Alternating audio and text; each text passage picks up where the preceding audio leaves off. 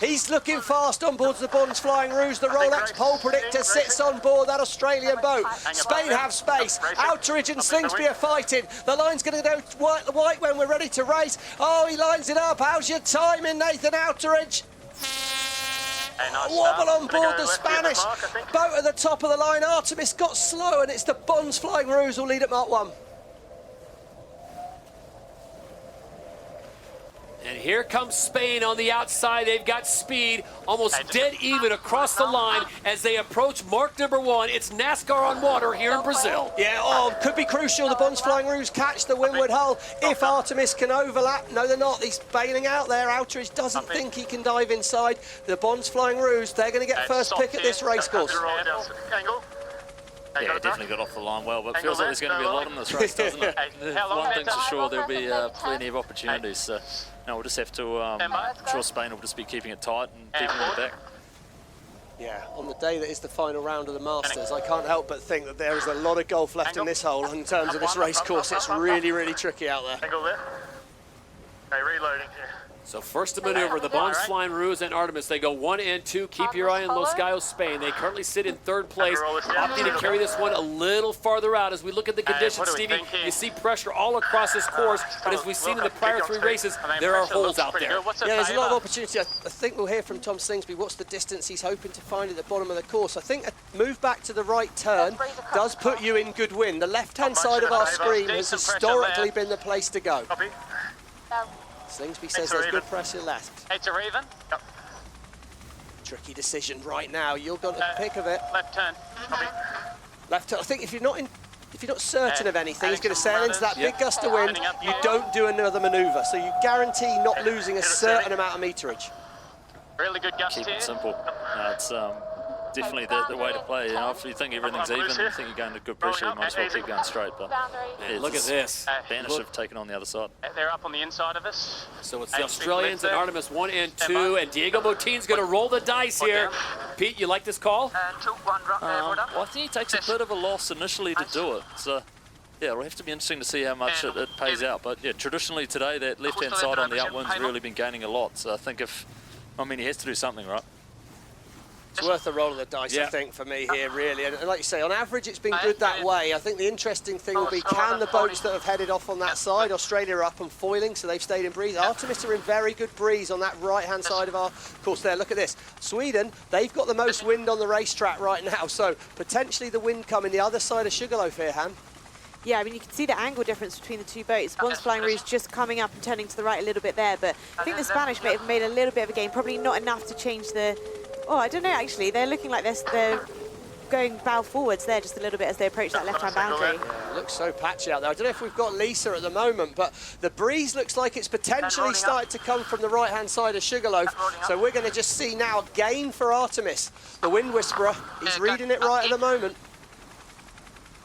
So there's the condition right now. There's not much more of a more beautiful setting than this here. The 4th event of the SailGP Season 6, the ENEL Rio Sail Grand Prix, and it is all on here in the event final. It is Artemis, it is Australia, and it is Spain as we check in down on the water. Lisa Darmanin, where's the favorable side? Where do you find the pressure? Oh, the pressure is so high. As you said, there are these little right opportunities coming. We're sitting on the right-hand turn at the moment. There's a big gust, but if you're 50 meters away from another boat, you could be in completely different pressure. So this race is not going to be over till it's over. It is really challenging out here. It still comes down to the basics as well. Artemis, they had a little bit of a wobble. They almost tried to force the foil. They fell off the foils. There you go. Slingsby didn't make that mistake. What a moment, and it was just come down to handling. Have the Bonds Flying Rouge got the ability to stay on the foils here? Right now, the Bonds Flying Rouge put themselves in first position. Looks like Nathan Outeridge is going to opt for the other side. 100%. Looks good as well, though, Todd, doesn't it? It's good breeze for Bonds Flying Rouge, but the Los Gallos are foiling here, so Artemis are going to potentially get bounced around a bit. Right of way with Los Gallos. Spain will go back that way. They've got to keep rolling the dice. Artemis here, they haven't got the right of way. Diego did the commentary for us. For me, that's an absolute no-brainer foul there. The Artemis crew This will is have the umpires. Yeah. Penalty Sweden.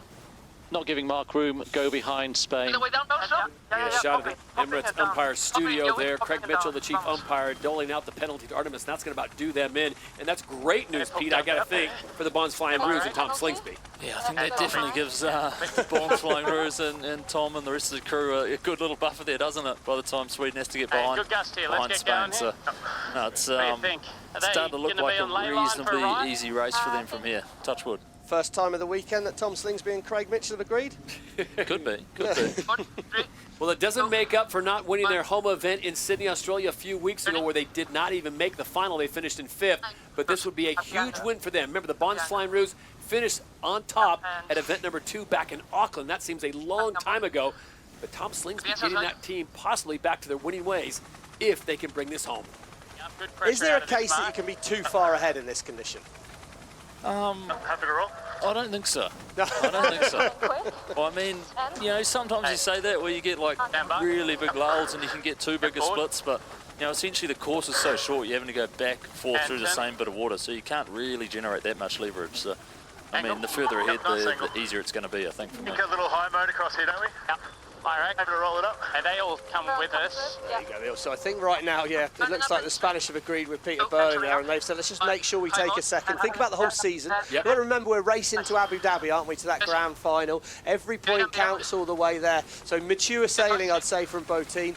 We heard Ian Jensen, wing trimmer on board Australia. This could be his first win on board that Australian boat. It'll be a massive moment. He's so proud to be back sailing for his home nation. If he can get a win here, I know for Gooby it's going to mean a lot. Leg 5 of 7, so it's up to the top of the course. They'll turn on the gate, come back down, and then it'll be a quick left-hander to the finish line in front of the crowds there in the beautiful setting that we've got here at the ENEL Rio Sail Grand Prix. Looks super light where they are at the moment, doesn't it? They're really just struggling to keep it up on the foil. You know, got right down to 30 kph through that lull, so it's they need to play full speed, to be honest. For the breeze out on the left. Looks like they're going to sort of make it simple. They're going to head towards that top left-hand corner of our screen. I got a feeling they were trying to sort of sail an angle close to the gate to keep themselves well lined up then with the boats behind. But yeah, it's definitely, there's opportunity out here, but I think the battle potentially now is for second place. It's going to need a big mistake by the Australians for it to go wrong from here. That's angle. That was pretty perfect. I'll tell you what, whatever the pep talk was that Tom Slingsby gave last night, and how many cats they got on board, they are doing something right, because they've got 3 wins in a row looking to make it 4, Stevie, and winning the most important race of the 8. Yeah, I mean, at the moment it's looking like a perfect score card, isn't it? I mean, who would think it's possible to win 4 races on a day like this? I mean, quite incredible, really. But I say, I don't believe he's done anything magic. They've just done the basics really, really well, and that's really, really hard to do on a day like today.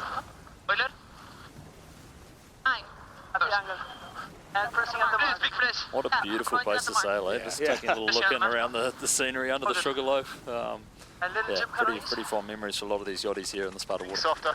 Hold that angle. So there it is. Australia makes their way around the gate. They keep it clean. Here comes Spain sitting in second. Here we go. Pressure now. Straight into a jibe out of this. Sounds pretty calm. They got wind back again. Oh, panic over for the Bonds Flying Roos. Right there, rolling down. Your wing. Go hard, Sammy. Not celebrating just yet on board the Bonds Flying Roos.